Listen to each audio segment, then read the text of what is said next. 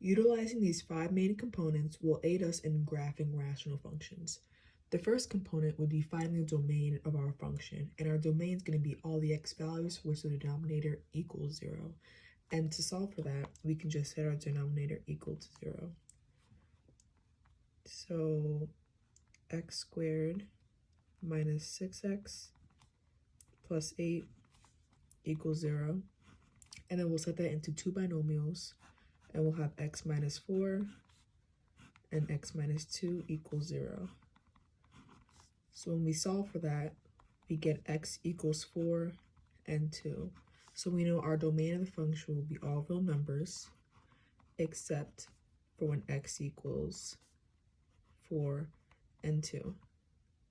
Now finding our domain gives us the excluded values, which is our second component, finding the excluded values and discontinuities.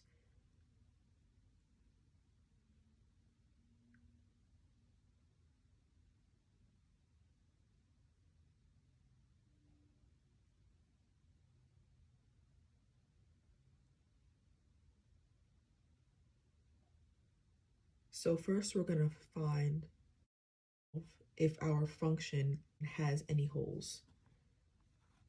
And to find out if our function has holes, we can factor the numerator and the denominator, and if there is the same factor in both the numerator and denominator, that's going to be our hole. So factoring out our function, we'll have negative 2x plus 8 over x squared minus 6x plus 8. And then we'll factor out that negative 2 to have an x minus 4 in the first binomial. And then we factor this out when solving for the domain. We'll have x minus 2 and x minus 4.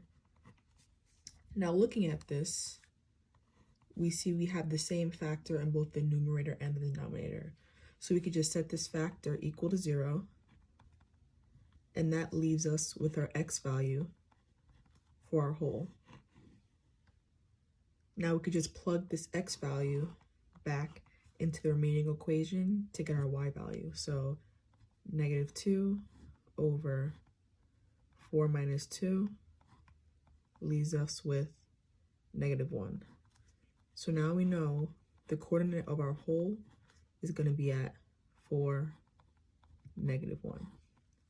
Now since we only had one whole, this means that we're going to have a vertical asymptote at x equals 2. Now our third component is going to be end behavior. And to solve for our end behavior, we're going to look for any horizontal asymptotes. So to do that, we're going to compare the degree of our numerator and our denominator. And we can see that our numerator's degree is smaller than our denominator's degree. So that means we're going to have a horizontal asymptote at y equals 0.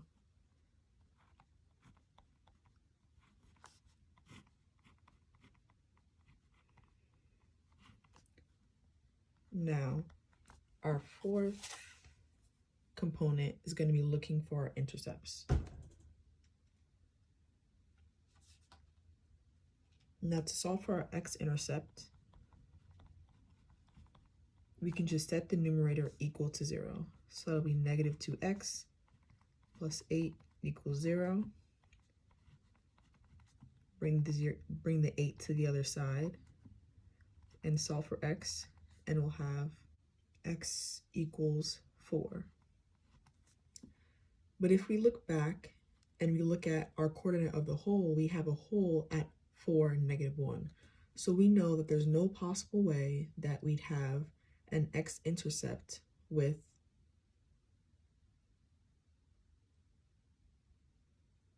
x equaling 4 because our whole is at 4, 1. And also, an x-intercept would lie on y equals 0. And we can't have any coordinate laying on y equals 0 because our horizontal asymptote is at y equals 0. So that automatically means we will not have an x-intercept. Now, our y-intercept, on the other hand, we can solve for by setting every x in our equation equal to 0 and then solving for y. So we'll have negative 2, 0 plus 8 0 squared minus 6 multiplied by 0 plus 8, and that leaves us with 8 over 8, which equals 1. So that means our y-intercept is going to be at 0, 1. Now we can stop and look at all our information. We have a domain of all real numbers except for x equaling 4 and 2. We're going to have a hole at 4, negative 1, and a vertical asymptote. I didn't write that there.